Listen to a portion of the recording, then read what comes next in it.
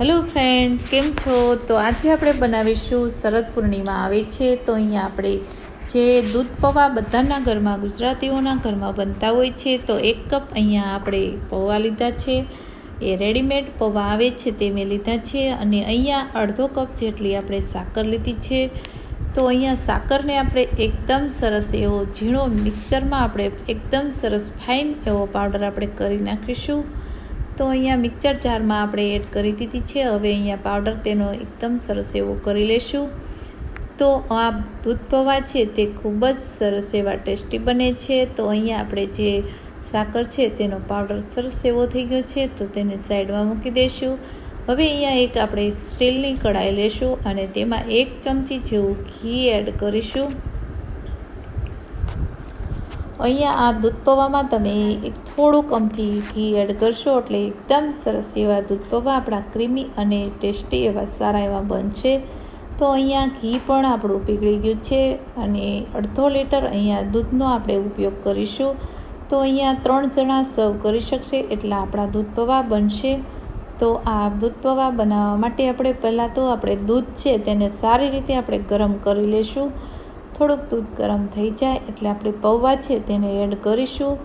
તો અહીંયા આપણે દૂધ 1 ચમચી જેટલું કાઢી લેશું, કેમ કે મારે આ જે તમે વિડીયો સેટ સુધી જોતા રહેશો એટલે આ દૂધનો ઉપયોગ આપણે પછી એડ કરીશું એમાં. તો અહીંયા દૂધ પૌવા બનાવવા માટે આપણે અહીંયા જે પૌવા મેં બહાર રેડીમેડ મળે છે તે અંદર બધા ડ્રાયફ્રૂટ એડ કરેલા છે અને તે કલરવાળા ઓરેન્જ કલર, પિંક કલરવાળા જે પૌવા છે તે છે. તો તમે જોઈ શકો છો કલર પૌવા એડ કરવાથી આપણું કલર છે તે દૂધનો ચેન્જ થઈ ગયો છે. અને જે સ્વાદ પ્રમાણે અહીંયા સાકર એડ કરીશું, કેમ કે આ દૂધ પૌવામાં ઓલરેડી થોડા ગળપણ હોય છે એટલે આપણે થોડી એવી જે સાકર છે તેને એડ કરીશું.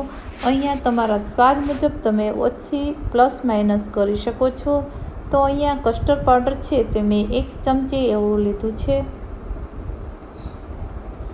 તેને આપણે દૂધ સાથે મિક્સ કરી દઈશું એટલે જે દૂધપાક છે તે એકદમ સરસ એવો ઘટ અને સારું એવું બનશે અને ટેસ્ટ પણ એટલો સારો એવો આવશે. તો અહીંયા આપણે 3 જણા સર્વ કરી શકે એટલું જ આપણે બનાવીશું એટલે 1 ચમચી આપણે કસ્ટર્ડ પાવડરનો યુઝ કરીશું.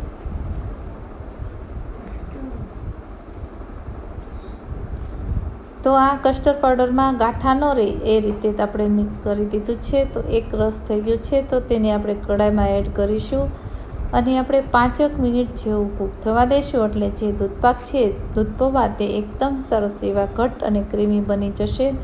તો અહીંયા આપણે 5 મિનિટ જેવું કૂક થવા દઈશું અને આ રીતે ચમચાની મદદથી હલાવીશું એટલે આપણા દૂધ પૌવા છે તે એકદમ સરસ સોફ્ટ અને સારા એવા બની અને રેડી થઈ જશે.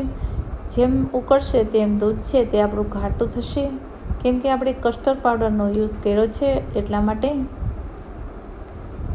તો તમે જોઈ શકો છો આપણું દૂધ છે તે એકદમ ઘટ થવા લાગ્યું છે અને અહીંયા તમે જોઈ શકો છો આજુબાજુ કિનારીઓમાં એકદમ સરસ એવું ચીપકી ગયું છે અને ચમચામાં પણ આ રીતની બેન્ડિંગ આવી ગયું છે. તો અહીંયા દૂધ પૌવા છે તે બની અને રેડી થઈ ગયા છે. તો હવે આપણે ગેસની આંચ બંધ કરી દઈશું અને ઉપરથી આપણે તમને મનગમતા ડ્રાયફ્રૂટ તમે એડ કરી શકો છો. તો અહીંયા મેં બદામ અને પિસ્તા છે તેની લાંબી કતરંજ કરી છે અને તેને ગાર્નિશ માટે આપણે એડ કરી દઈશું. તો અહીંયા આપણા દૂધ પૌવા છે તે બની અને રેડી થઈ ગયા છે. તો આ દૂધ પૌવા તમે ઠંડા સર્વ કરશો એટલે ખૂબ જ સરસ એવો ટેસ્ટ આવશે. અહીંયા તમે ફ્રીજમાં પણ રાખી શકો છો અથવા તમે અગાસી ઉપર તમે આ દૂધ પૌવા છે તે 2 થી 3 કલાક રાખશો એટલે એકદમ સરસ એવા ઠંડા થઈ જશે. આની ઉપર કોઈ પણ કાણાવાળું વાસણ એકદમ ઢાંકી અને અગાસી પર રાખી દેશો એટલે ઠંડા ખાવાની મજા આવશે અને જેમ ઠંડા થશે એમ તેની મીઠાશ વધતી જશે. અને શરદ પૂર્ણિમાના દિવસે બધાના ઘરે દૂધ પૌવા બનતા હોય છે. તો અહીંયા આપણા દૂધ પૌવા બનીને રેડી થઈ ગયા છે.